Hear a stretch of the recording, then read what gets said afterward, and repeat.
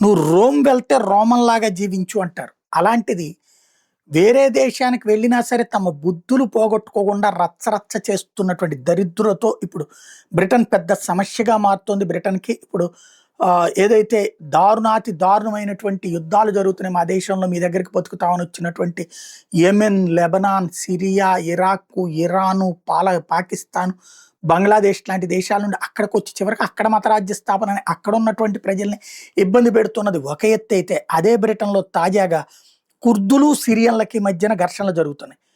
కుర్దులు తమ దేశంలో సిరియన్లతో గొడవపడి ఇటొచ్చారు. అలాగే సిరియన్లు తమ దేశంలో కుర్దులతో గొడవపడి వచ్చారు. వాళ్ళిద్దరూ బ్రిటన్‌లో ఎవడు బ్రతుకాళ్ళు బ్రతకకుండా అక్కడికొచ్చి మళ్ళీ మళ్ళీ తమ దేశ సిద్ధాంతాలు, తమ మత సిద్ధాంతాలు పెట్టుకొని ఒకళ్ళనొకళ్ళు పొడుచుకున్నటువంటి సంఘటన మాంచెస్టర్‌లో చోటు చేసుకుంది.